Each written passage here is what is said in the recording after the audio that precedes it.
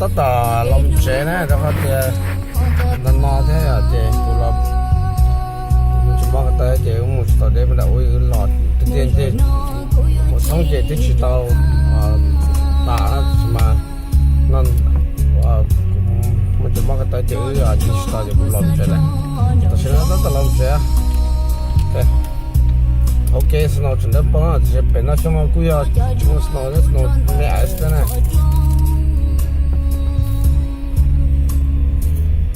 tất cả sẽ làm chuyện này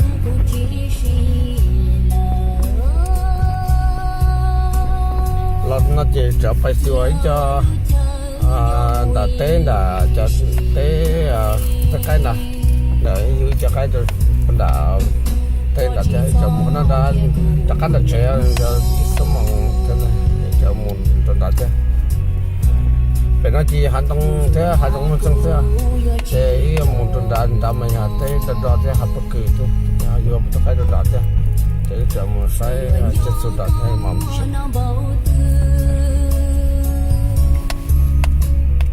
cái á thế này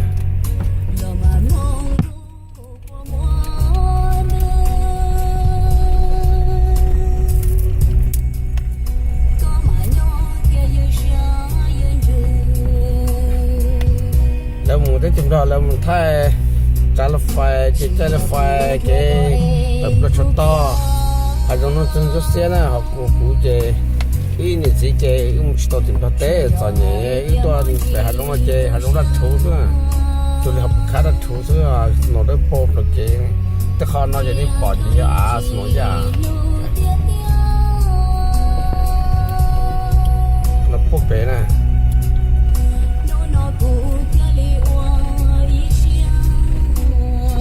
cái thấy cho một tấm bảo phật phẩm bông á cái thấy ở trong tập phẩm bông á cái mấy giờ thế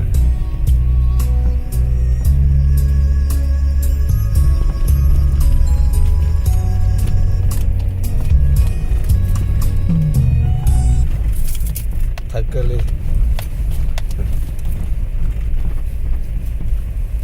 ta làm chuyện này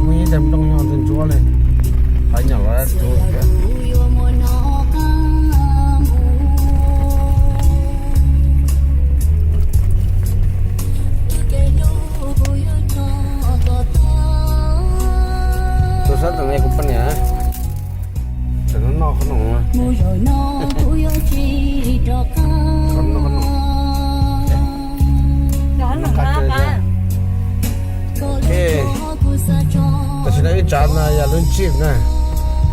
nhớ tới chăm lo cho là tên lo gì nè, tôi nhớ chăm chăm mình cả hồn chip, quay nè,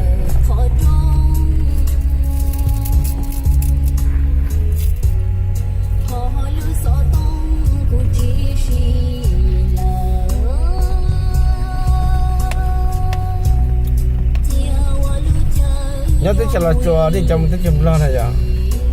cái này một cái tao cái gì phải tên đặt trong cái khó sẽ gì ra, trong chỗ cái một số thứ đó, tôi phải nói cái hạt nó đó bộ trong cái khó sẽ cứng rồi thì mà cố san loạt tự đi trả hay trả, tôi chọn tự to rồi, chỉ bảo luôn mong thế cho nó là cái gì,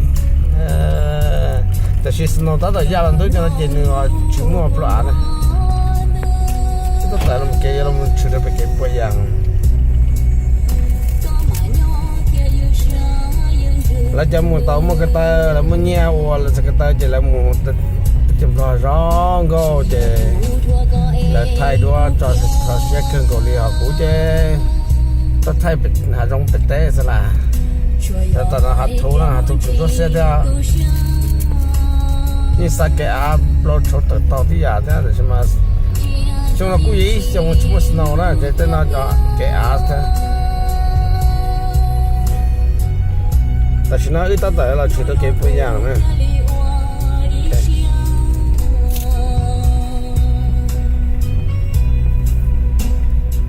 ช่วยตัวเก็บตัวอย่างนะโอเคเราตอนนั้นจะเล่นให้แต่ได้ใส่แต่สตาร์ทมันนะโอเคแต่สตาร์ทมันเป็นจะเนี่ยโอเฟคชั่นนั่นจะเล่นแต่สตาร์ทมันอะไรมันกัดชั่วโมงโอเคตอนนั้นจะอึดอัดแต่ได้แต่เราเก็บตัวอย่างนะ